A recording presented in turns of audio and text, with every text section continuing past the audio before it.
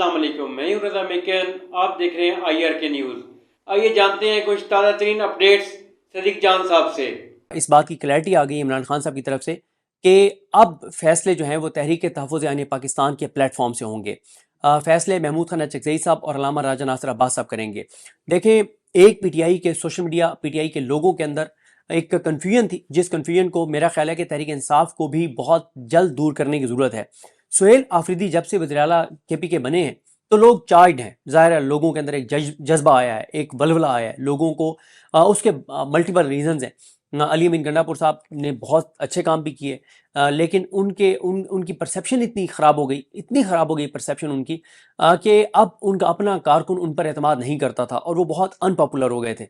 और फिर उसके अलावा यह है कि जब सुहेल आफरीदी को इमरान खान साहब ने बनाया तो अब नौजवानों को एक होप नज़र आती है कि कोई भी लोअर मिडिल क्लास का नौजवान उठ के और कल को इमरान खान की जमात में वज़ीर आला बन सकता है।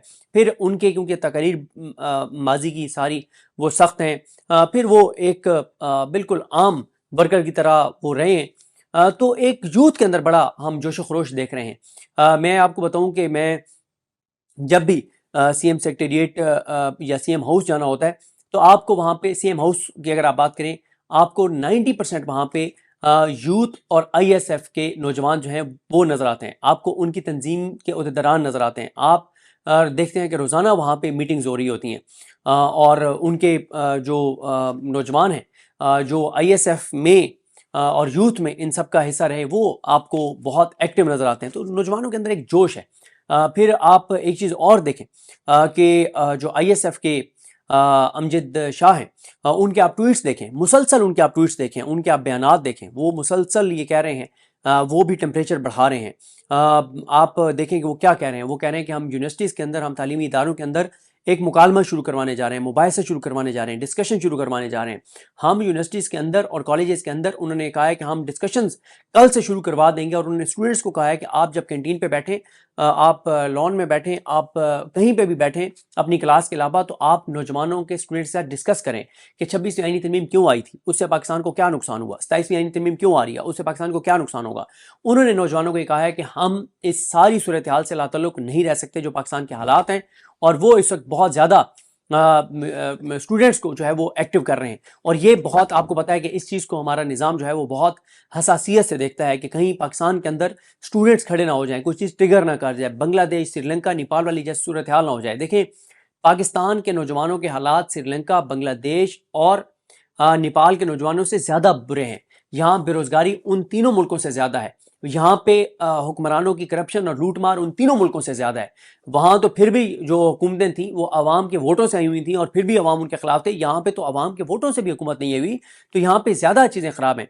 फिर आप देखें कि जो मेरी इत्तला है वो ये है कि ISF जो है और जो यूथ है PTI की, वो अब उस नहज पे काम करने जा रहे हैं जैसे नेपाल में हुआ कि एक तरफ उन्होंने गुर्बत दिखाई नेपाल के नौजवानों ने कि गुर्बत है और किस तरह से लोग ज़िंदगी गुजार रहे हैं। दूसरी तरफ उन्होंने वीडियोज़ में दिखाया कि जो वहाँ के हुक्मरान हैं वो कैसी शाहाना ज़िंदगी गुजार रहे हैं, उनकी अयाशियाँ कैसे हैं, उनके दौरे किस तरह से हैं। तो मेरी इंफॉर्मेशन ये है कि अब यूथ और ISF यही चीज़ करने जा रही है। एक तरफ दिखाया जाएगा गुर्बत, बेरोज़गारी, अवाम के साथ क्या हो रहा है, और दूसरी तरफ दिखाया जाए कि अशराफिया और हुक्मरान क्या कर रहे हैं अपने लिए।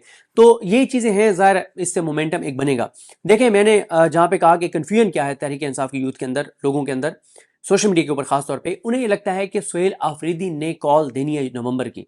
लेकिन क्लैरिटी ये है कि मैं मुसलसल ये आपको अर्ज कर रहा हूं कि कॉल सुहेल आफरीदी ने नहीं देनी, क्योंकि इस्लामाबाद की तरफ मार्च का फैसला KP के अकेले ने नहीं करना, और सुहेल आफरीदी ने तो बिल्कुल नहीं करना। उसकी वजह यह है कि तंजीम ने ये फैसला करना है।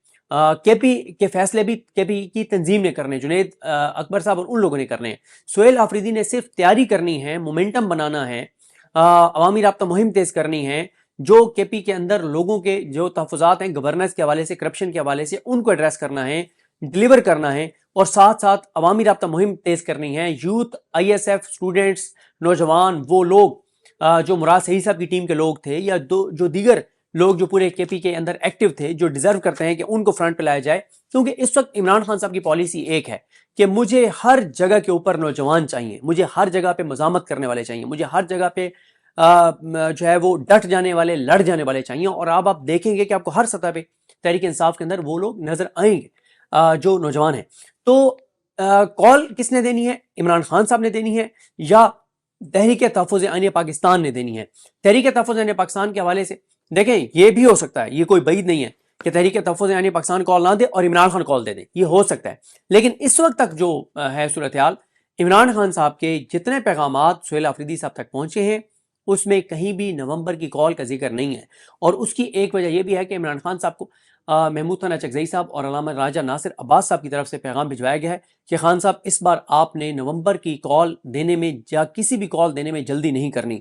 उन्होंने इमरान खान साहब तक ये बात पहुंचाई है और उन्होंने ज़मीनी हक़ाइक़ इमरान खान साहब तक पहुंचाए हैं कि खान साहब बात यह है कि इस वक्त आपकी पार्टी के अंदर जो लीडरशिप है उसकी भी क्रेडिबिलिटी की बहाली की ज़रूरत है। अभी आपने नया सीएम लगाया है, क्रेडिबिलिटी बहाल हो रही है, लोग एक्टिव हो रहे हैं, लोगों के अंदर जोश जज्बा है, लेकिन अभी टाइम चाहिए। दूसरा उन्होंने कहा है कि 26 नवंबर से लेकर इस नवंबर तक कोई बड़ी एक्टिविटी हम नहीं कर सके और फिर अब इससे पहले कि हम कोई एक्टिव होते, मुरीद के साने हो गया और मुरीद के साने के बाद खौफ है लोगों में, क्योंकि अब जो भी घर से निकलेगा तो उसको इस बात का 90% यकीन होगा कि उसको खुदा न खास्ता गोली लगेगी और वो वापस नहीं आएगा। तो इस दिल गुर्दे के साथ, इस जिगर के साथ क्या उस तादाद में लोग आ जाएंगे जितनी बड़ी तादाद में इस हुकूमत को गिराने के लिए लोगों की ज़रूरत है? और फिर एक लम्हे के लिए हम कहें कि हाँ निकल भी आएंगे, 3 लाख लोग आ जाएंगे इस्लामाबाद, लेकिन 3 लाख में से अगर खुदा न खास्ता जो इस वक्त हुकूमत तो कह रही है कि हम तो जो है वो ताकत का उससे कई गुना ज़्यादा इस्तेमाल करेंगे और बहुत बड़ी तादाद में खुदा न खास्ता जाने चली जाती हैं, तो फिर भी हुकूमत कौन से गिर जाएगी? क्यों? क्योंकि अमेरिका इनके साथ है, इंटरनेशनल इनको सपोर्ट है। तो महमूद खान चकज़ई साहब ने भी इमरान खान साहब के पैगाम भिजवाया कि हमने अपने बच्चों को नहीं मरवाना, हमें टाइम दें।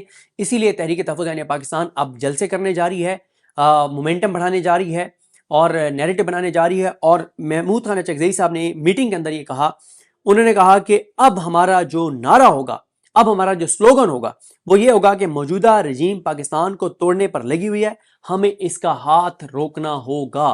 महमूद खान चकज़ई साहब कहते हैं और तहरीक तहफ़्फ़ुज़ आईन पाकिस्तान ये समझती है कि अब जब हम इस्लामाबाद की तरफ जब मार्च करेंगे और जो कॉल देंगे उसमें सिर्फ इमरान खान की रिहाई नहीं होगी, उसमें केपी का अमन भी होगा, उसमें बलूचिस्तान की जबरी गुमशुदियों का मसला भी होगा, उसमें बलूचिस्तान केपी जीबी के माइंस एंड मिनरल्स का मामला भी होगा, उसमें यूथ की नौकरियों का मामला भी होगा, उसमें तनख्वाहदार तबके की टैक्स की में इजाफे का मामला भी होगा, उसमें इंडस्ट्रीज का भी इशू भी होगा, उसमें कंस्ट्रक्शन इंडस्ट्री का इशू भी होगा, उसमें आम आदमी का इशू भी होगा, उसमें हेल्थ का इशू भी होगा, उसमें एजुकेशन का इशू भी होगा।